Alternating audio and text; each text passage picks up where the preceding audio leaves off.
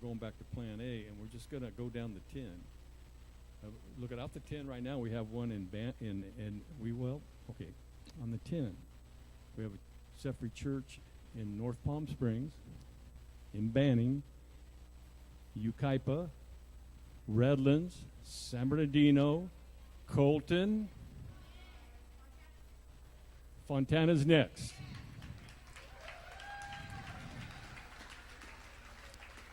We've got one in Montclair. And so we'll work our way out that way. Then in Riverside, if you go that way, we have one down in Riverside. But there's so many areas in Riverside. So down that 91, down that, we just go that way and you splinter off. Amen. We got Pastor Ron up in the high desert at Victorville. He's already eyeballing Barstow. Amen. I know that Pastor Marshall's not done in that lower desert. He's going to go from there, and he'll go further down and go up in the Indio, and then up into Joshua Tree and out to 29 Palms. Amen. So we got plenty to do right here. I think we've got stretched out a little far. We got stretch marks. And so, amen. You guys got it? Okay. So, be in prayer, because God has to raise up people. We can start Set Frees almost every week, because there's people that want to do that.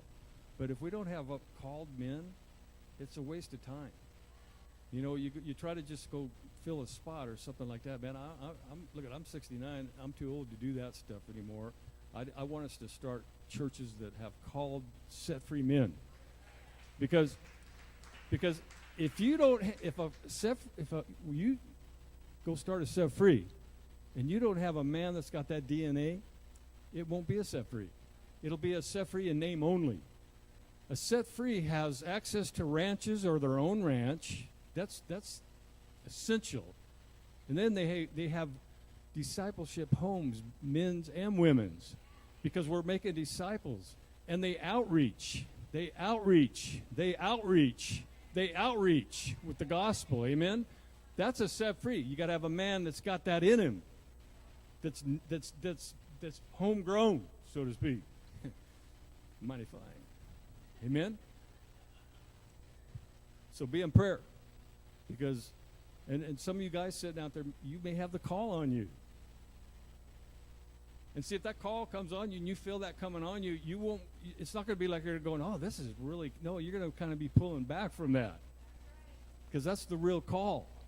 But then other people will recognize in you and go, you know something? I think you got the call on your life. It won't be you going around going, I got the call. It's other people will recognize it, and they'll go, man, there's some kind of crazy passion. You know, a good example of it is Marshall, and his wife's here, but don't tell Marshall this stuff. But that from when he got fired up, he got born again. His testimony is he got changed. And man, how many of you guys know Marshall, man? You know that's in his heart. It's something that you recognize. Amen? And guess what? He's a set-free pastor. You know, he's making his wife nervous. You know, he keeps going out and getting more places and all that. And then he was showing me some homes for a men's home up in DHS and all that. And so, you know something? That's a mark of a guy that makes his wife nervous. Right, Marcia? She knows really about it.